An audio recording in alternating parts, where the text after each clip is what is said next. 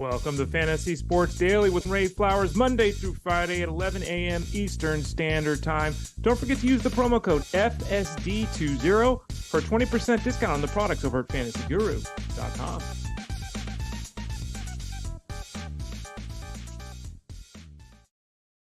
Hey there, Wake. Welcome to Fantasy Sports Daily. How do you screw up the first sentence? Ray Flowers can do it. Welcome to Fantasy Sports Daily. Hope you're all having a nice start to your Friday. We're here every day, Monday, Tuesday, Wednesday, Thursday, Friday at 11 o'clock Eastern Standard Time for fantasyguru.com. Hopefully you enjoy what we're doing. Tell a friend. Obviously, this show is free. You can check it out at the website, the Elite Plus tab at the top. You can go there and find all the podcasts that we have to offer. You can find us on your favorite podcast service. That's right. We do post this as a podcast as well. Pandora, Spotify, Apple Podcasts. Type in Fantasy Sports Daily there. And then, of course, on the YouTube page at youtube.com/@ElitePlusNetwork. Got a bunch of things to talk about today, so let's just dive in. As you can see there, we're going to start with a little discussion about injuries, leading off with Eury Perez situation with his elbow. I'm sure everyone's really enjoying that scenario play out.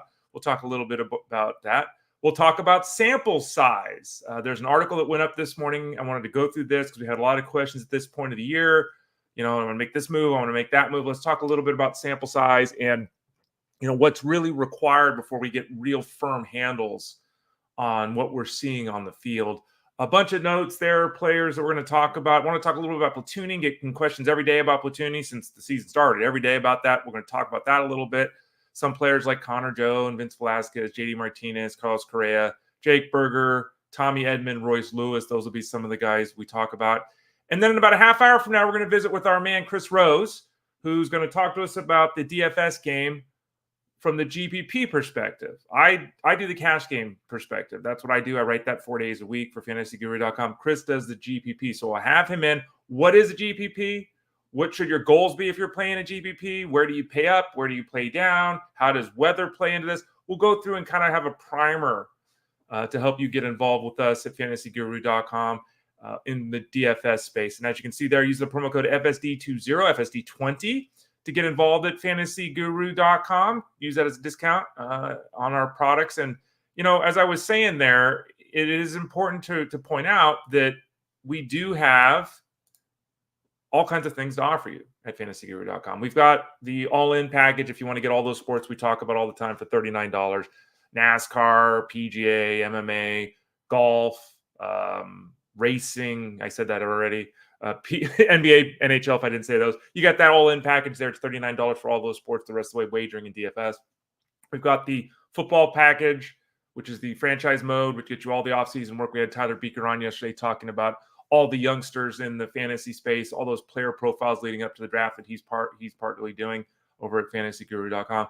And then we've got the baseball product. And I talk all the time about using that promo code FSD20 to get the seasonal baseball product. And it's still available. You can get it right now. Get access to the articles. You get access to Discord. You get access to the updated rankings that happen each month. That's available. But we've also got the DFS angle. Like I said, I do the GPP 4 days a week. Scott Bonder, Chris Rose, who we'll talk about later today, Ted Schuster, the crew, all get involved there with the DFS. You can get the DFS package as well. And then there's the wagering piece. And I was joking yesterday. I went 3-0 yesterday on the wagering. And I'm like, I'm going to quit. Like, it can't get any better than this. But we're all involved there. There's wagers up every day if you want to get involved with us there. So understand, go to the Join Now tab, top right, fantasyguru.com. Seasonal, DFS, and wagering. All three of those things are available at fantasyguru.com. Okay, let's start out talking with Eury Perez. You saw the news, I'm sure, by now. It happened morning Pacific time yesterday. He's been out on the sidelines. We hadn't heard much. And then we hear the unfortunate or the inevitable, I guess I should say. Not even 21 years old yet, and he's having Tommy John surgery. Here we go. This is just the nature of the beast. And I got a lot of things to say about this. I won't talk for hours about this. I've written about this, talked about this previously. Here's kind of my take. Eury Perez is, by all accounts, a great kid, great shape, phenomenal stuff, dominance on the field. We saw this. And all last year, we talked, you and I, if you're with me last year, and thank you if you were. And if you weren't last year, that's okay. You're here with us this year. We talked all last year about what is the workload going to look like with Eury Perez, because It's not about him getting on the field and having success. It's what are the Marlins going to do? We talked about the kid gloves and how they're going to be safe, and they didn't want him throwing more than 90 pitches if they could help it, and they weren't going to push him on off days. And they demoted him right to the minors, and ostensibly to give him a time off, to give him a break. And they micromanaged his pitch counts, they micromanaged his workload, they did all this stuff, and here we are 8 months later, and he's having Tommy John surgery. None of this stuff works. It doesn't work. All of the, we're going to cut his pitch count down. We're going to cut his innings count down. We're going to slow play this. It doesn't work. Obviously, it doesn't work. Every single day you and I talk about pitchers going on the injury list. It doesn't work. I'm getting to the point, and I think this is stupid, and I hate it, but I'm getting to the point where it's smoke them if you got them. I mean, what are we doing? Every guy's going to break his arm, apparently, at some point. Pitch them until they break their arm, fix their arm, pitch them again until they break it. Mechanics don't matter. Genetics don't matter. And I was having a good back and forth on Twitter X yesterday, again, at the Ray Flowers. I even started a Blue Sky account last night. Check at the Ray Flowers on all the social media platforms. I was having a nice discussion on X yesterday with someone. And it's like, look, I'm an older guy. I'm 51. I just had my birthday the other day. I've been around. I've seen a lot. I've been a baseball fan my whole life. Started going to Candlestick when I was 5 years old. I've been around, right? And I remember the days where, and I'm not waxing poetically and philosophically, the days where guys threw 230 innings. I'm just saying everyone threw 200 innings. Guys' arms were sore. Guys' arms were hurt. They still threw 200 innings. I don't know what to tell you. Nowadays, we do everything we can. We have year-round training, which might be part of the problem. We have biomechanics, which might be part of the problem. We have velocity, which might be part of the problem. We've got all these training, which might be part of the problem. We've got all this stuff, everything to maximize the person, to maximize the human being. And I've used this stupid analogy before. You can get in your car and floor it. Car's totally fine, right? You punch it through because you're trying to get through that red light or around an accident that's occurring on the freeway. Your car's totally fine. Have you ever floored your engine for 5 minutes? Number one, it wouldn't be that safe. I wouldn't recommend doing that because, we shouldn't be driving 130 miles an hour on the freeway. But have you ever done that? Because if you've done that, the engine temperature goes up. The oil goes up. You start getting pings in there and, let's throw a rod or something. Things happen. Yes, the car can go 100 miles an hour. Yes, the car can go 130. Maybe it goes 150 depending on your model. Yeah. Should you do that for 5 minutes, 8 minutes, 10 minutes? No. And you know that. But with these pitchers, we don't do that. We say, kid, give me 5 innings. Go. So the kid goes out and gets 5 innings. What happens? His arm blows up. Pitchers are trained, and you see it all the time. Driveline. You and I talk about this all the time. This guy's added a mile an hour velocity. It's 2 miles an hour in velocity. That's great. Helps you be more successful without a doubt. It also puts more stress on your body than it's normally handled. And I mean, at some point, we have to realize that if you're doing everything at 100%, things are going to break. Stress test TVs. That's one of my things. I like TVs, right? And they run these stress tests and all. The TV eventually breaks. If you use it like a normal person, you watch it 3 hours a day and it's not going to break. If you have it on, CNN with the thing on the bottom, it's going to give you the burn-in. If you do that for 24 hours a day, it's going to happen. It's going to break. So what can we do here? Remember this as well, that pitchers understand more than ever before how to get batters out. They go and train and they look at their pitch shapes and they look at their modeling of everything. And they say, okay, in order to get a batter out, I got to get my ball to do this, right? So they get their ball to do this, but they're changing how they throw. They're changing their arm movement, maybe pronation, supination. I said the word wrong. Maybe they're changing their release point, right? Their elbow, their bite, they're going up higher. They're dropping down lower. They're all over the place in search of the right angles and the right looks and shapes to get batters out. Your body does this thing. When I threw, I was 3/4, that low 3/4. That's how I threw, right? My shoulder, I never had a problem ever with my shoulder. My elbow, I had cortisone shots. I took naproxen. I had, physical therapy because I threw low 3/4. If I threw more over the top, it probably would have been my shoulder, but I was down here.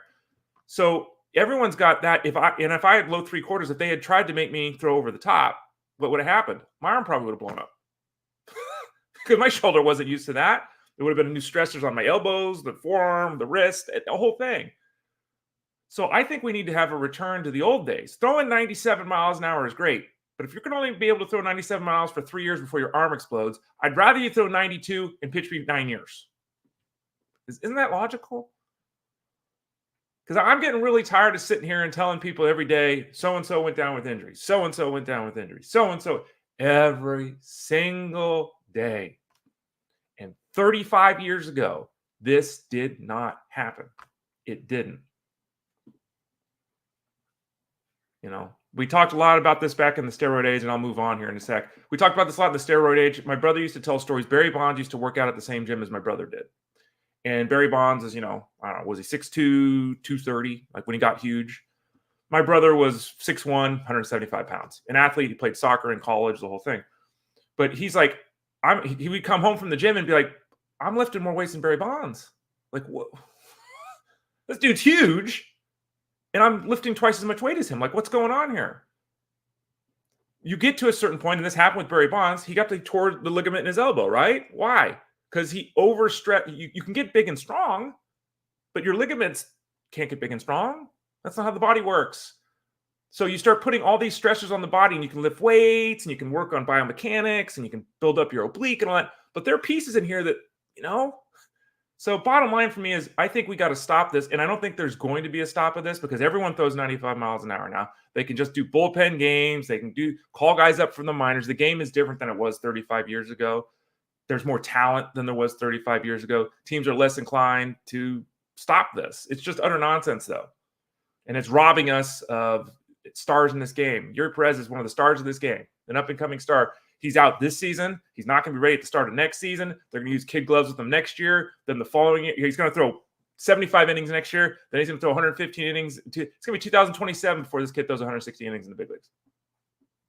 I mean, I don't know. To me, things need to change. Let's talk a little bit about sample size. This is something that's come up a lot over at fantasyguru.com, and some questions have come up here too on the show. And I wrote an article. It's over there. It's Ray's Rampling's piece today. And it's really fascinating. I've got studies from Baseball Prospectus and Fangraphs kind of looking at what is necessary to have a large enough sample size for the data we have to mean something. You know, you can go out and anyone can go out and hit 350 for a week. Anyone can go out and have 2 games back-to-back where they're pitching where they throw shutouts. Anyone can do that. When do we have enough data for it to matter? Because I've seen a lot of people, and I've talked to a lot of you about this in Discord or on social media or even here on the show. It's like, you know, this guy was drafted to be, you know, an outfielder 2. This guy was drafted as an outfielder 6. You're going to drop outfielder 2 to pick up outfielder 6 because the first 10 days of the season have gone this way. So here's a little table of one of many tables in the article over at fantasyguru.com. Here's one of the tables to look at here on the screen if you're watching us on YouTube. This is from Fangraphs, as it says, and it shows you the amount of plate appearances or batters faced for some of these numbers to have stickiness to them, to get to a point where it starts to really mean something. Look at that first one. For a batter, it takes 60 plate appearances for the strikeout rate to mean something. No one in baseball's got 60 plate appearances right now. So, okay. The walk rate's 120 plate appearances. That's over a month of plate appearances. What about the extra base hit rate? You need 1,600 plate appearances. Okay, that's multiple seasons. Yeah, that's true. It is multiple seasons. Look down there at batting average on balls in play. It's over 800. That's multiple seasons, right? Batting average, 910 at bats, multiple seasons. On base percentage, 460, 2/3 of the season. Slugging percentage, 320, half the season. You need a lot of work. Let's talk a little bit about the pitching side of things. Batters faced, you need to have 70 for the strikeout rate to matter. Generally speaking, that you're in the 20 to 25 range. So about 3 starts for a pitcher, we start getting a little bit of a handle on the strikeout rate. The walk rate is 170. So the walk rate, we need 6 starts. The home run rate, we need 1,300 batters faced. Well, okay, they're multiple seasons, right? On base percentage, 540. Slugging percentage, 550. Home run to fly ball ratio, 400. And remember, we're talking 22 a game. The point being, and again, you can read all this in the article or those of you that are viewing it on the site. The point being that 10 days is nowhere near enough to get a handle on anything. On anything. It just isn't. And so we have to be very cautious as analysts and as people playing the space, the fantasy space. We have to be very cautious not to overreact to a small sample size because it's white noise at this point. 7 games, 9 innings, it's white noise. Okay, what we need to do is we need to dig below that. What is going on here? The guy has hit 3 home runs in 18 at bats. Well, he hit 6 home runs last year, and if you look back, his minor league high was 14.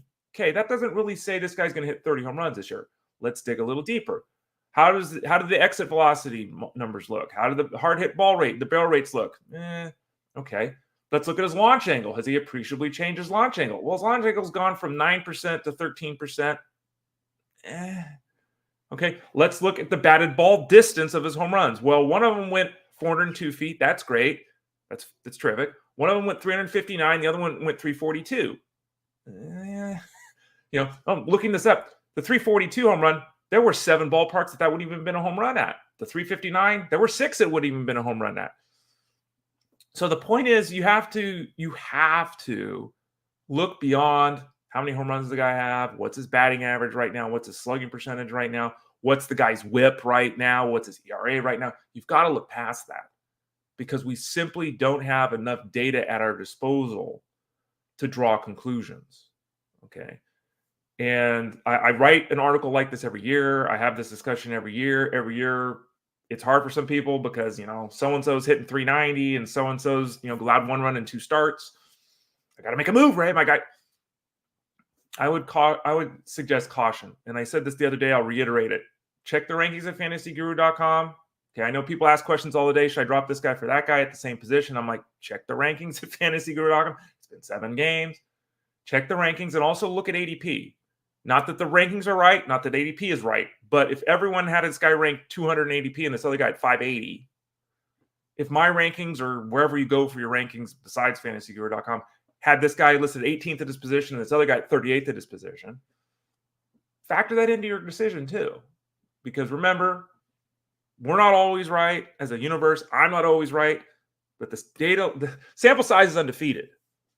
And if the sample size is saying something that's contradictory to all of what we know, who the player has been, what I thought of the player, what the ADP said of the player, if the player has been different than that, dig.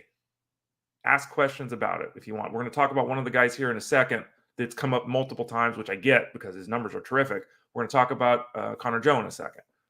Use the sample size to understand that some of these numbers take at least half the season to really get a handle on. If you wanted, I would say it this way, and I've said it previously, and I talk about it in the article.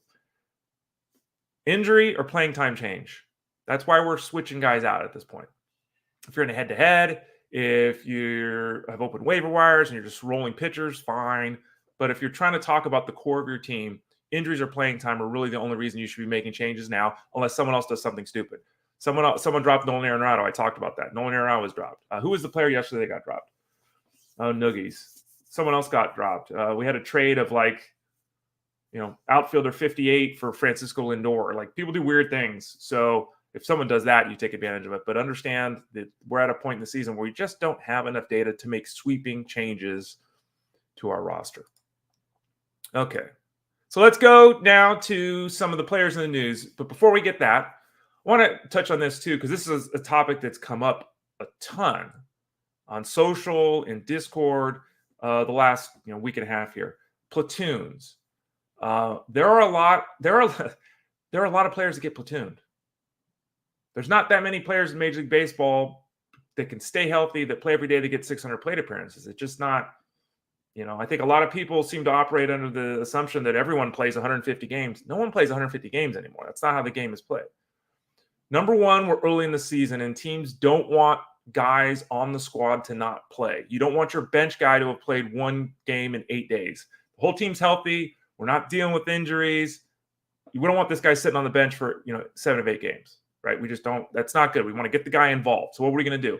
We're going to bring him in as a defensive replacement. We're going to bring him in as a pinch hitter. We're going to give him a start in this game. So there's some of that always happens at the start of the season because the team realizes we've got to get everyone involved here. We can't have guys just languishing on the bench. Once the games start piling up and injuries happen, those guys are in the lineup a lot more anyway because they have to be. But at the start, assuming the team is healthy, they're going to want to get guys more involved. So there's always some of that at the beginning. There's guys that get shots in the first, 3 or 4 games that really the team ideally wouldn't be starting them at any point, but they want to get them actively involved here. So that's part of it. Secondly, there's a lot of players that are just platooned. I mean, that's just, and this seems to happen to a lot of left-handed batters against left-handed pitchers. Again, that's not universal. There's righties that don't play against righties, but left-handed batters against left-handed pitchers, there's a lot of guys that fit that profile of someone who ends up getting sat. Someone asked me about Jack Suwinski the other day. They were a little nervous about Suwinski getting platooned, and I'm thinking to myself, okay, what do we get if Suwinski plays? Let's play this out. And really, if you have Jack Suwinski on your team, hopefully you're in a daily change league because he's going to have some platoon situations where he's on the bench. And secondarily, do you really want Jack Suwinski playing against left-handed pitching? He had 130 plate appearances last year against left-handed pitching, 130 of them. He hit 200 with 2 home runs. So that's a 200 hitter with 10 home runs over the course of a season. If you give him a full season of at-bats only against lefties. Would you ever play a guy that hits 200 with 10 home runs over 600 plate appearances? No. You don't want Jack Suwinski playing against left-handed pitching. He sucks. So it's better to have him out of that lineup. Now, if you're in a league that only sets your lineup on Monday, a guy like Jack Suwinski is a bad option because he's going to be out of the lineup or be poor in those difficult matchups against lefties. If you can switch your lineup on a daily basis, switch it up. Work around that platoon. But understand that there's a lot of things that are going into this, and some players that you want in the lineup, you really don't want in the lineup because when they face that platoon scenario where they're down, they don't perform. And you really would rather have someone else in that lineup anyway. Let's talk a little bit about Connor Joe because Connor Joe, and he did the same thing last year, actually. Connor Joe has been terrific for the Pirates. And you look at the numbers, and he's hitting 340. He's got a home run, 7 RBIs, 9 runs scored in 6 games. That's phenomenal. Okay, if you picked up Connor Joe day 2 or whatever, and you've been playing him, you've got the return. Boom, great. Who cares? Okay, let's go through this process. Again, sample size is not enough, right? We're only talking 6 games. But let's go through the process that I was describing using Connor Joe as the example. Connor Joe has 11 home runs as his career best at the big league level. 11. He's never had 500 plate appearances because he doesn't play every day. 11 home runs, 42 RBIs are his career best set last season. He is a 250 career hitter. He has a 346 on base percentage, which certainly plays, and a 405 slugging percentage, which stinks. So all told, Connor Joe is the definition of just a guy. He doesn't have power. He doesn't steal bases. He's got 9 steals in his career. So we're talking about a guy who, if everything goes right, hits 275 with 14 home runs. That's if everything goes right. Now, he's never hit 275 with 14 home runs. He's never hit 275 with 10 home runs, okay? But if everything goes right, he could do that. There's no upper end with the power with Connor Joe. There's no upper end with the speed with Connor Joe. There's no upper end with batting average with Connor Joe. So the only way this is going to work for Connor Joe is if he plays every day for the Pirates and, drives in 75 and scores 75. And even if he does that, he's still extremely boring, okay? Number 2, let's look at, again, not fair because it's 22 batted balls, but let's look at the batted ball data from him. His launch angle the last 3 years has been about 14%, okay? So it's way above where it is now. It's 9% now. So he's not even lifting the ball where he normally does. Well, that must mean he's hitting it on the line, right? Well, the last 3 years, he's at 87 mile an hour exit velocity. This year it's 86, so it's down. The hard hit rate has gone from 38% to 32%. By the way, 87 mile an hour exit velocity is horrible. It's not even the league average. 38% hard hit rate isn't the league average. Okay. 7% barrel rate isn't the league average. So the numbers the last 3 years he has, none of them are league average. And in the case of exit velocity and hard hit rate, he's way below that. I mean, look at his expected numbers right now. His actual WOBA is 471, his weighted on base average. His expected WOBA is 387. Huge difference. His 346 batting average, the expected mark is 279. His 615 slugging percentage, the expected mark is 451. There is nothing in Connor Joe's player profile, and there's nothing in the data right now that says we got to have this guy. He is the perfect add if you're hoping to get 2 weeks out of him, or trade him now high. Perfect guy for that. He is not, and someone asked me the other day, Ray, he's not in your top 1 in 25 in the outfield. No, because there's no carrying trade here. He's just a guy. And maybe I'm wrong and he hits 275 with 14 home runs and 75 RBIs and 74 runs scored. Maybe he does that. And if he does, great. Is it going to move the needle at all? Not at all. There's 35 other guys on the waiver wire you can get that will do that. So be cautious with Connor Joe. Nelson Velazquez is the next guy up. Nelson Velazquez is someone that we talked about yesterday in the betting or wagering room at fantasyguru.com. He was one of the bets that I hit yesterday. The total base prop hit on him at his first at bat. He hit a double first time up. Then he had a home run later on. Then he walked. So he killed the total base prop we had for him yesterday. And he is someone that I have pointed out previously, and there is a player profile on him over at fantasyguru.com, that Velazquez was somebody that I said, look, if we're looking for a player that no one's really talking about, that, maybe kind of sort of could hit 30 home runs, he's my guy. And he's off to a solid start. And it's, again, small sample size. Let's not get ahead of ourselves. It's been 5 games, but he's got a couple of home runs in the 5 games. He's got a 368 on base percentage, which is really nice. Tons of strikeouts, which is something we'll have to keep an eye on. 7 strikeouts and 17 at-bats is not good. He's a limited player. He's not going to steal a bunch of bases. He's not going to hit 290. He's the quintessential power hitter, but 250, 29, 232, 32, like something like this can happen.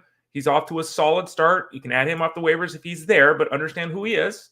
Okay, again, no, not a batting average guy, not a speed guy, just a power play. But he is someone that I feel if you're in a deeper mixed league, 5 outfitter setup, something like that, he could end up giving you a nice, decent little return there. JD Martinez, a news story here. This is really weird with JD Martinez. JD Martinez is eligible to return off the injured, or I guess they put him on the injured list. I guess he's just eligible to return. I don't know. It's not the injured list. He's eligible to return this weekend. It's not going to happen. He's not ready. He's hoping to start a minor league rehab assignment here as early as today. I don't know what you're doing when you sign late. I mean, don't you just immediately go somewhere and start playing? I don't know. But JD Martinez is closing in on a return with the Mets. Sounds like, maybe a week from now we'll see him with the Mets. I don't know. We're guessing there. But a week to 10 days, let's say, he's obviously closing in on a return.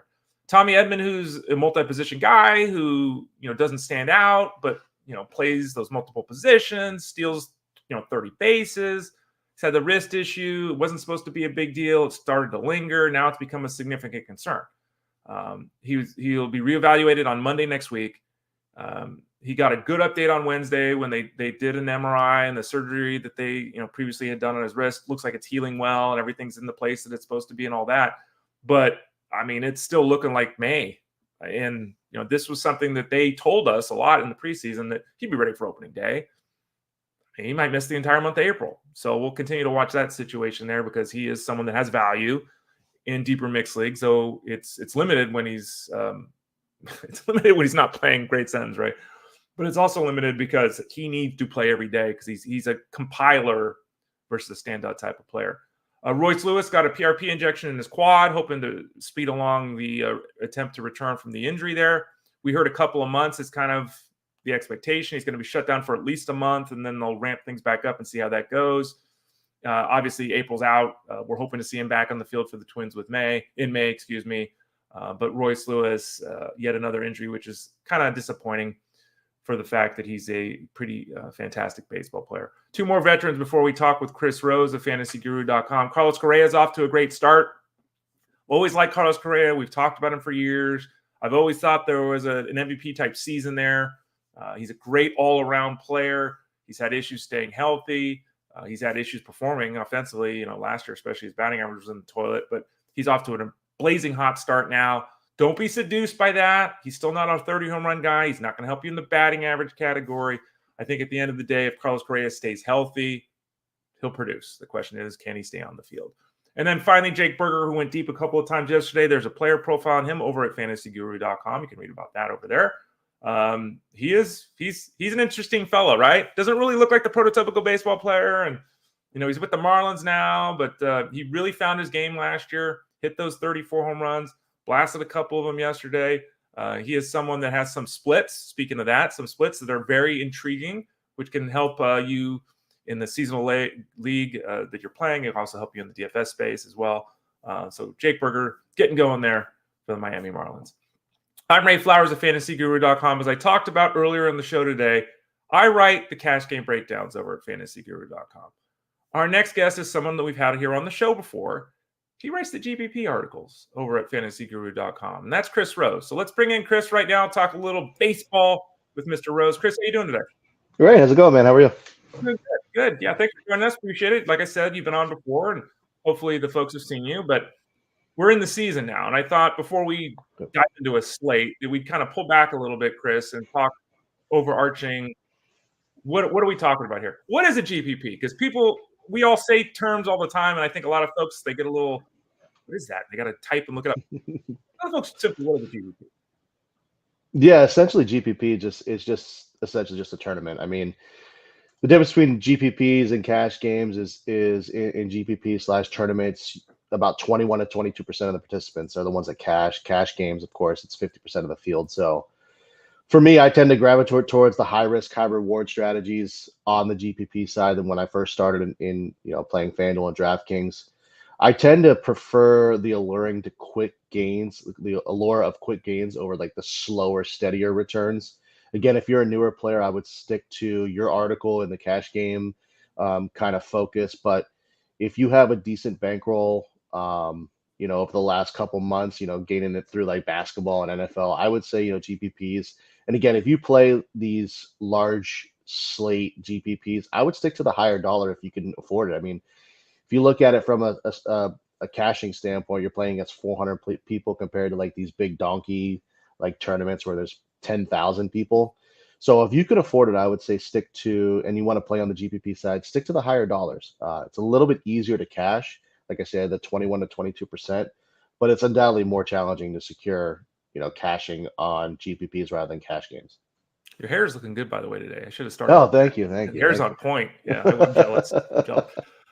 So again, so GPP, you got to have money for this. Okay. Yeah. And this is, you have to understand that if you lose $100 tonight, you lose $200 tonight, just how it is.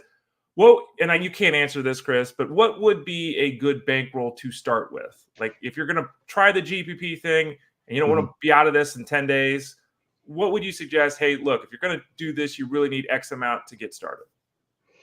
Yeah, so for me, if you look on FanDuel, and I kind of think we'll touch on this a little bit later, but typically for baseball, I stick to FanDuel. I play the $222 that entry fee. I think it's called the Keystone, I believe. Mm-hmm.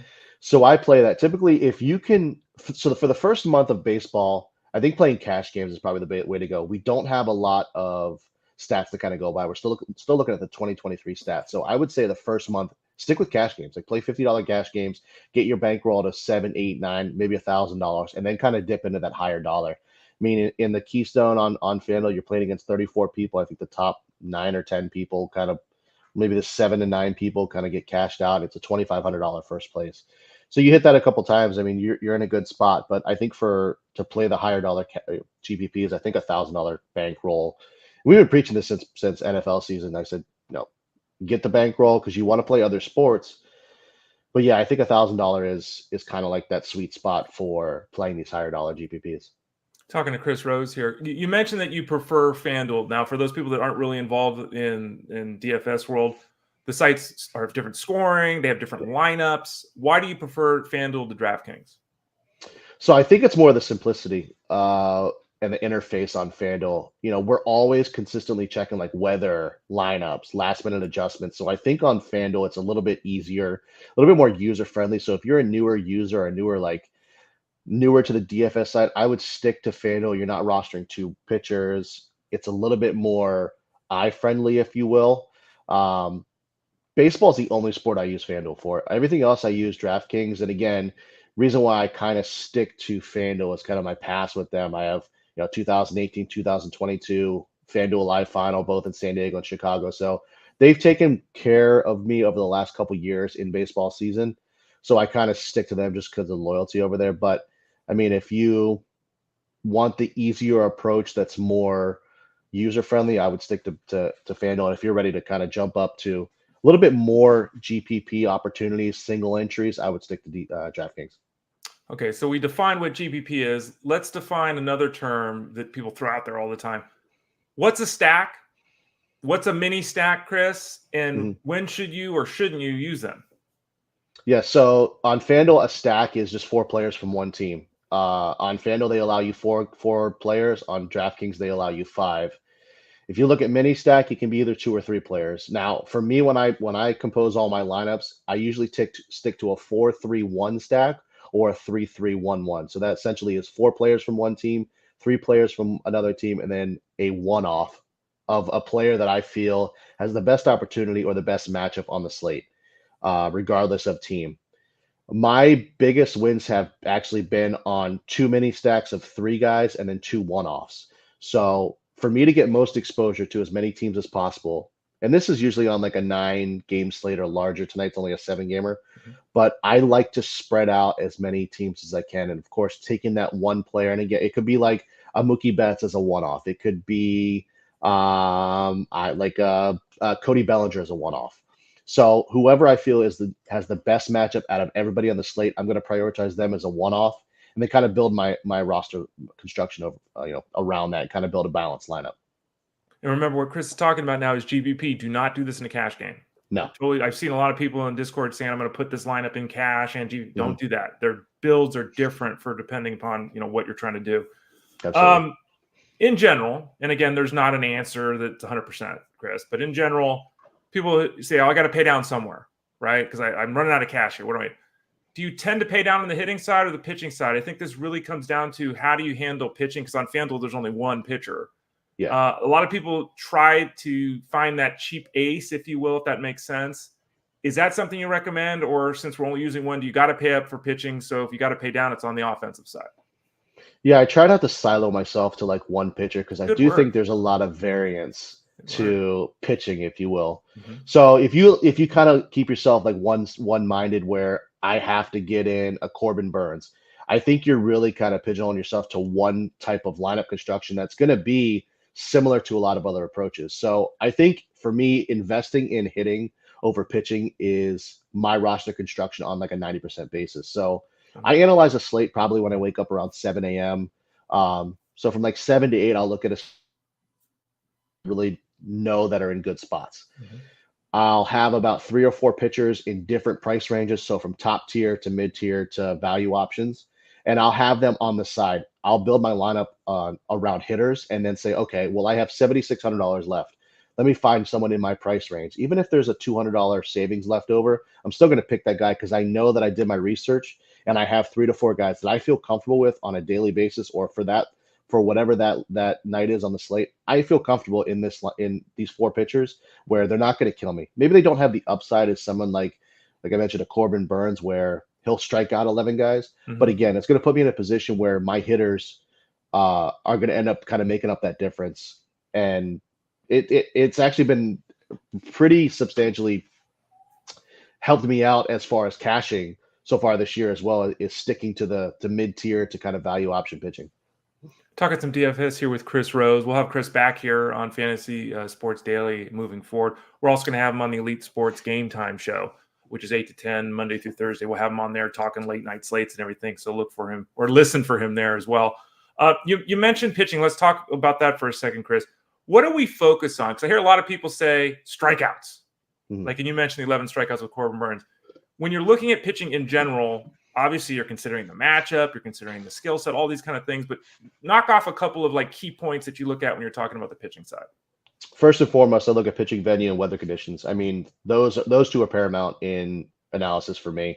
If I'm taking, weather conditions, look at Colorado, for instance, today, wind blowing out. It's cold weather, but it is blowing out. So I think any pitcher can have some variance, whether I don't care who it is. It could be a Max Scherzer. If the wind's blowing out, I'm over 10 to 15 miles an hour, I'm probably going to stay away from it. So first and foremost, pitching venue, weather conditions, paramount for me. And then essentially it's just looking at strikeout rates, walks, ERA. Those are all kind of basic metrics that can help you kind of get valuable insight just looking at the slate to start off.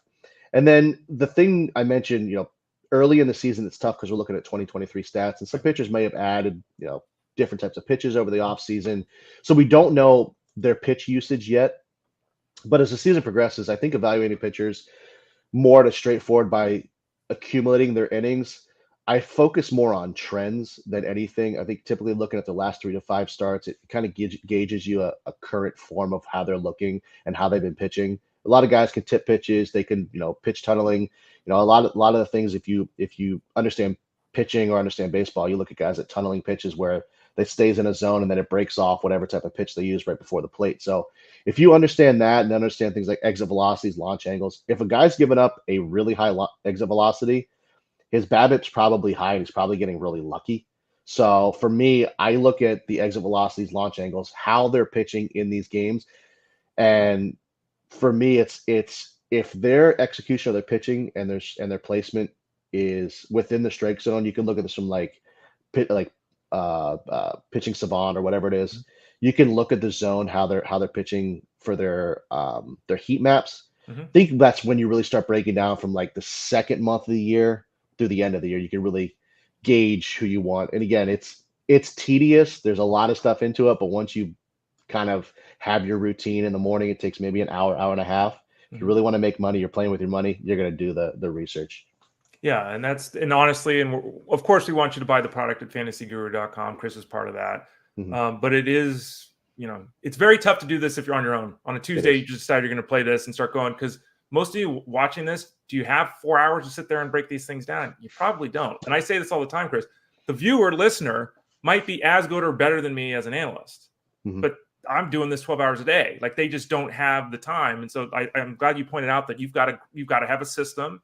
You got to grind this out. Don't just go throw $50 into this and bing, bing, bing, pick a bunch of. That's not going to work. You might have a hit here. Okay, it's not going to work. You have to have a system in place.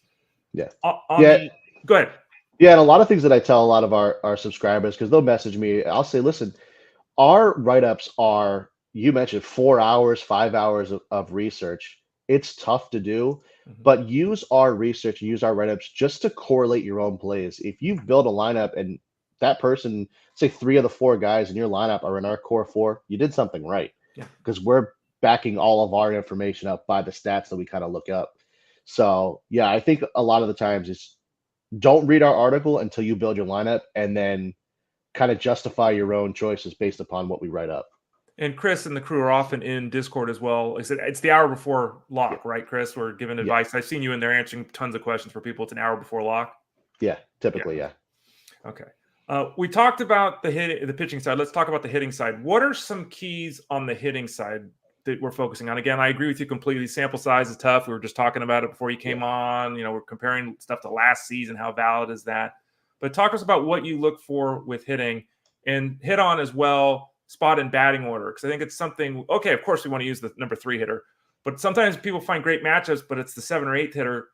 How do you handle that if you're playing a GPP setup? Yeah, if I'm going to play it's usually 6 through 9 for me. If I play one of those guys, it's usually going to be a road team. I want that extra at bat, that guaranteed extra at bat. So if I'm going to play, let's just take the Dodgers, for instance. We know how good the top 5 guys are through Muncie. If you're going to play Outman, Teoscar Hernandez, Miguel Rojas, or Gavin Lux, you're going to play them on the road.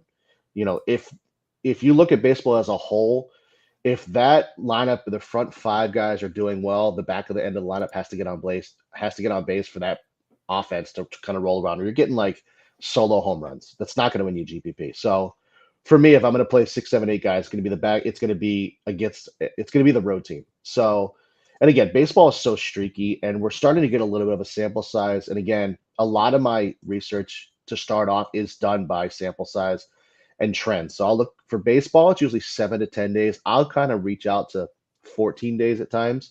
But if you really want metrics, I think xwOBA is kind of the one that kind of takes precedence for me, and that's expected weighted on base average, which takes into account like exit velocity, launch angles. It also takes sprint speeds. These metrics provide a little bit more comprehensive understanding of what a batter's like offensive capabilities are, just based on like their recent performances, which kind of goes back to like the trends for me. So when I combine that with like how well they've been doing over the last 7 days. Well, that's typically 5 to 7 games, so you get probably 20 to 25 at bats. Again, with baseball being so streaky, if a guy's getting on base, 8 out of the last 20 times, you're probably going to end up rostering that person. And the top men, it kind of correlates with where they're hitting in the batting order as well. They're typically, if they're a 7 hitter and they're on a hitting really well, they're probably going to get bumped up to the top 5 guys in the lineup.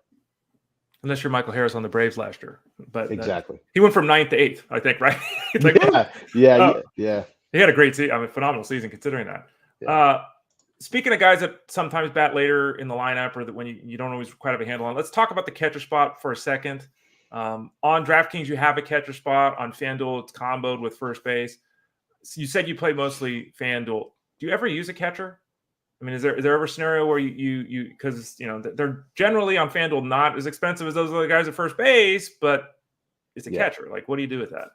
Very rarely. So guys like Will Smith, JT Realmuto, Yanner Diaz, those really the only guys I really use at catcher on FanDuel. I actually used JT Realmuto in the live final in 2022 in Chicago. So I don't use catchers that often. On DraftKings, again, a lot of catchers don't hit in the top 5, and for me, I like to focus on the top 5 hitters. So it's the rare guys, like I mentioned, Diaz, Will Smith, JT Realmuto. It's very rare that I can justify significant spending at a catcher unless I feel like the matchup is one that it's tough for me to fade. Instead, for me, I'd rather focus on value options at catcher and identify players that offer just the solid, kind of floor for me at different positions. One final question before we talk a little bit about today's slate. You mentioned the weather earlier, and it's been a bitch. Yeah, thus far. Let's be honest. I was writing a cash game breakdown earlier this week, and it's like like the game, 2 games in Chicago, I didn't even pay attention to. I'm like, especially when you talk about pitching, because it's like you can't have this guy start the game, throw 3 innings, go into weather delay. They don't bring him back out, so he only throws 3 innings. He was pitching a shutout. Who cares? At some point, you have to play the weather. 5 of the games have weather concerns. Like, what are you going to do? Yeah. Or would you back out? Is there a point where you would back out of a slate because of the weather? And what about weather in particular concerns you the most? Obviously, rain is there, but you mentioned the wind. Do you heavily factor the wind in if it's blowing in? You mentioned blowing out, but what if it's blowing in? Yeah, when it's blowing in, I mean, you definitely want to take some of the pitchers. And early in the season where you still have some some winter conditions like Chicago the other night. You mentioned like 4 to 5 games. DC had an issue the other night. Chicago had an issue the other night. So, yeah, I was going to play. I backed out just because of the weather issues and snow in Chicago. But for me, it's tough. I feel it's tough to ignore a fade where – so you got to take batters, for instance. So if a game hasn't been postponed a half hour before a game starts, the game's probably going to be delayed. And they're probably going to try to get it in. Right. Pitchers, I don't risk. If it's a pitcher where there's weather, I won't risk starting him. That's why I'll have 3 to 4 options where if something were to go haywire, I have someone to kind of pivot to. But, like I said, games don't typically postpone once it passes the scheduled time, unless there's significant weather that kind of pops up out of nowhere. But I think if you want to risk it, there is some level of edge if you want to play bats and weather concern games. But for me, I tend to just move on. I tend to just write that game off and move on. I don't want to risk, especially I'm like a one lineup type person. Sometimes I'll play 3. Okay. But if I'm going to risk one lineup with a game that has weather, it's just not for me, especially if you're playing high dollar. I'd rather get my value somewhere else. And that is something to mention directly here. A lot of people, I think, get involved with DFS and they just go and go and go and go. And they're playing tonight. Doesn't matter what the matchups are. They're playing tonight. Doesn't matter what the weather's at. They're playing tonight, even if they got to go to their kids' they're playing. You don't have to play every day. That's one of the beauties of DFS. If you don't have the ability to put a lineup together that you feel great about, you don't have to play today. If the weather's concerning you, you don't have to play today. If you can't sit down and join Chris and the crew in Discord, the half hour before first, you don't have to play. Do you run into that with people that they feel like they've got to go every day, and sometimes they push themselves to a point where they end up making some bad decisions, Chris? Yeah, and I've been in that situation too. I feel like, you kind of FOMO because you have everyone else, and I'm sure everyone's in like group chats, and I have group chats from some of the other writers across, Fantasy Guru. You feel like you're kind of missing out. But there's just something about that mental clarity when you're not playing, you're not looking at MLB.com, or you're not watching games. I mean, it's nice. Like, on a Wednesday just to sit back and not have to worry about your DFS lineup. And if you do that once or twice a week where you don't feel confident or comfortable in the slate, by all means, there's 162 games.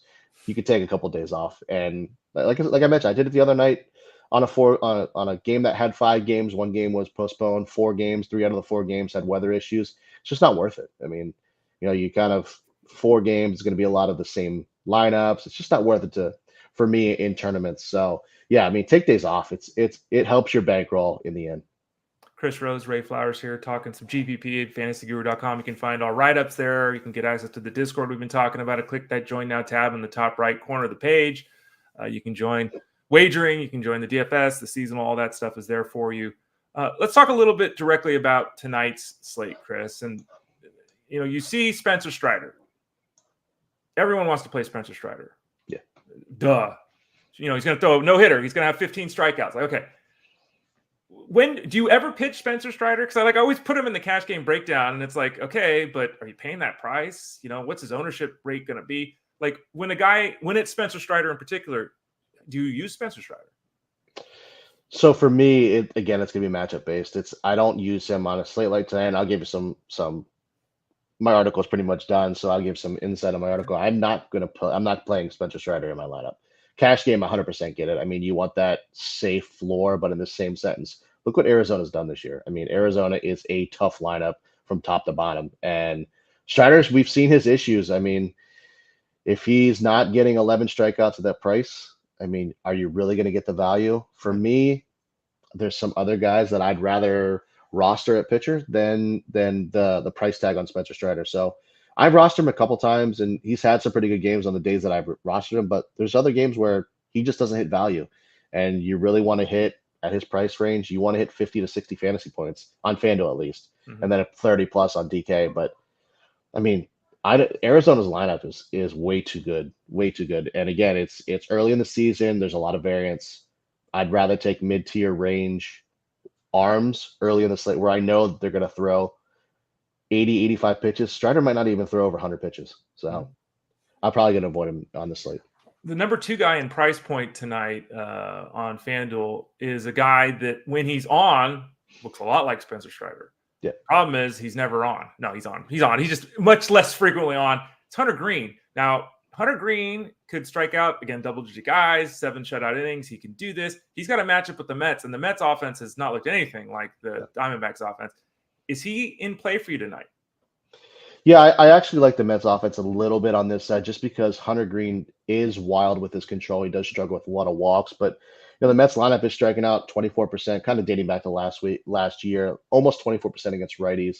We know what Hunter Green can do. We know the velocity. We know the kind of the off-speed stuff. So, and again, the Mets offense has not been good at all. They've been abysmal. So, yeah, I think guys like Hunter Green on FanDuel, his price tag is up there, but he does have the ability to kind of match the strikeout for strikeout with Spencer Strider as well.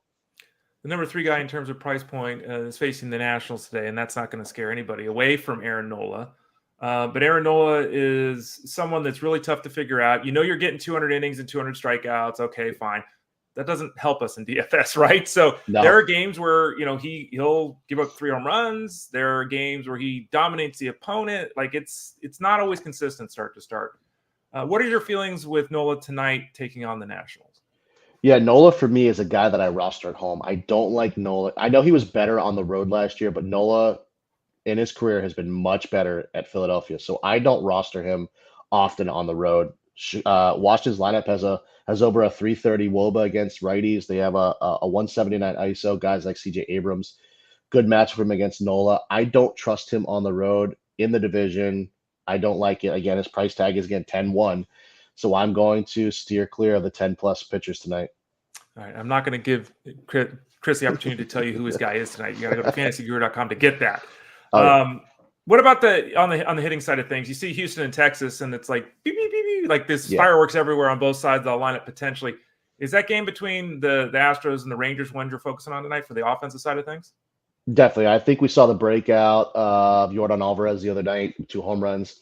The thing about a lot of these teams that I'm kind of targeting for stacks, they all hammer lefties. So for me, Houston, 18% 18% strikeout rate against lefties, a 357 WOBA, and over 200 ISO against lefties. So this team, you got Bregman, you got Pena at the bottom of the lineup. These guys, McCormick, who's been really hot to start the year. Yeah, I think Houston's going to be a popular offense, but one that's hard to ignore against someone like Cody Bradford. When you're putting your core four together, let's say we're using FanDuel, who's got the $35,000 total price point. Is there a number with your core four that you try to stay under with those four guys? Because, it's easy to always say, hey, play Ronald Acuna. I mean, but eats up a substantial part of the salary. So is there a number with that core four you're kind of looking to hit, Chris? There's not really a number. I just don't want to take the easy way out for our subscribers to say it's easier to say, yeah, play Yordan Alvarez and move on. But for me, I want to find the guys that are it's an ownership thing for me. So 10 to 15% ownership in my core four, guys that have plus matchups where it'll give you, once you have the core four, 3,000 to 3,300 to kind of work around, which is kind of the sweet spot. You can find one value guy and kind of bump yourself up to get another high price bat. But I don't want to take the easy way out because I've seen a lot of articles across the industry where, it's the obvious plays and what kind of value are you getting up from the money that you spend from us on a daily basis. So for me, I want to stay true to something that's helped me in my past from other writers that I've looked up to. So I want to make sure that the players the core fours that I'm giving out are ones that maybe our subscribers haven't looked at. So it's just staying true and giving the subscribers what they pay for us, what they pay Fantasy Guru to have the insight on. Final question for you. We've got the White Sox and the Royals, and we were in chat last night, and it's like, it's the only game going on last night. And people were saying, what the hell is baseball doing? Like, this is terrible. Like, no one cares about these two. Is there anyone in these two teams in the game tonight that you care about, the White Sox and the Royals? And has your experience taught you that everyone gravitates toward the game of the week? Everyone gravitates toward the big names. And then there's value in these other games that no one's paying attention to because, hey, man, these guys can still hit home runs and strike guys out too. Yeah, I don't think there's any time where you can kind of write off any team. I mean, look how good the Pittsburgh Pirates have been to start the year. I don't think you can write any team off.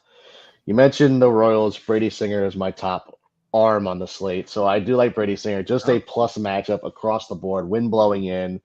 Heavy favorite. Chicago striking out over 23% of the time against righties. Low ISO with a 141. So I don't expect a lot of power to be hitting off or a lot of hard exit velocity coming off the bats from the Chicago White Sox. And then on the other side, I think you can play the White Sox. I'm sorry, you can play the Royals bats against Eric Fetty. I think that they're in really good spots. Guys like Bobby Witt, who's been on fire.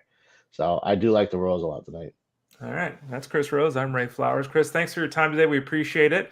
We'll have you on again. Again, like I mentioned, we'll get you on the Sirius XM show, share your knowledge with the wider audience there too. So appreciate your time and keep the hair going. Again, I remember the days I had hair. It's been a long time. It's been 30 years since I could do something like you're doing there. I'm jealous. Beard's looking pretty good too. Thanks. Appreciate that. Good luck, guys. Thanks, Ray. Appreciate you coming on. Thank you. Appreciate it. Thank you. That's Chris Rose, our buddy at fantasyguru.com. Again, you can find his work over there. His write-up will be up today. He'll be in Discord. I think he'll be in the Discord. I didn't ask him directly, but someone will be in there today. I think it is him helping you set those lineups. And, just to reiterate something that we both said, you don't have to play every day. We as fantasyguru.com are there for you every day. You don't have to play every day. So make sure it works for you. We want you to have success. If you've got questions, ask them in the Discord. You can ask them here as well. Let's see if there's any questions here as we're going on. Wind is blowing out 23 miles an hour at Coors this morning. Chaka's on it. So there you go. Check it out. It might be one of those days at Coors. Angelo says the following. I'm broke and playing in free 10-team leagues. It's fine. You don't have to play for money. That's another thing, too. You don't have to play for money. I know people say it doesn't matter if you don't play for money. You don't have to play DFS for money. You don't have to play seasonal for money. You can just play for the love of the game. Be Kevin Costner. Totally fine to do that.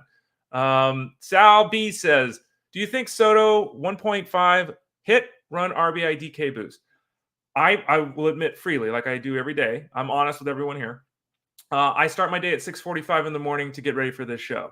I have not looked at the slate today. I'm going to do it as soon as we get done here. I dive into the cash game breakdown. I can't answer this question yet, Sal. Be totally honest with you. I would say on most days, hit, run, an RBI, 1.5 for Juan Soto. It's not bad. I mean, it's not a bad place to be for him because he's capable of doing significant things. He's facing Hunter Green, so there is some strikeout potential, but again, he doesn't walk much. I mean, he doesn't strike out much, Soto does. He'll take a walk, which hinders the ability for the hit, but obviously helps with the run scored. On most days, it's a fine bet. Boosts to me, I worry about boosts and what are they trying to push it to. But if you want to ask me in Discord later today, I'll have a better answer for you after I've done my analysis of the slate. Chris got ahead of me. It sucks when you're on the West Coast for this stuff too, by the way. Because again, I'm starting at 6:45 in the morning, but I just don't have time to get to this stuff in the morning. So I'll get to it later today.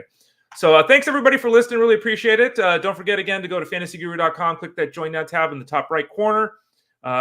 We've got FSD20 as the promo code. You can sign up for DFS, seasonal, or the wagering piece with the crew. You get access to Discord for whatever one you sign up for. Sign up for all of them. Get nuts. If you want, you can get the whole package there for all three angles for baseball. You can get the MVP package for everything we have at fantasyguru.com. If you want every sport, if you want wagering, DFS, and seasonal for every sport, if you want access to every Discord room we have for every sport, you can go to the MVP fan, full-on VIP MVP. Just blow it out. Click that Join Now tab in the top right. Listen later today to the Elite Sports Show, 3 to 6 p.m. Eastern on SiriusXM Fantasy Sports Radio. Jeff Manns will be on there today. We don't have our show tonight. Justin Fenster and myself, our show, Elite Sports Game Time, is Monday through Thursday. So that show obviously is not on tonight. And we're heading to the weekend. So this show won't be on tomorrow or Saturday, but we'll return Monday, 11 o'clock Eastern, Fantasy Sports Daily, Monday through Friday, rocking and rolling here. Hopefully making some laughs, hopefully having some fun, and hopefully sharing some information that you all find a little bit useful. Again, I'm Ray Flowers. Head over to fantasyguru.com. Get signed up now. We're happy to help you out and have that success in 2024. Have a great weekend. We'll talk to you again on Monday. I'm Ray Flowers. I'm out. This has been Fantasy Sports Daily, powered by fantasyguru.com.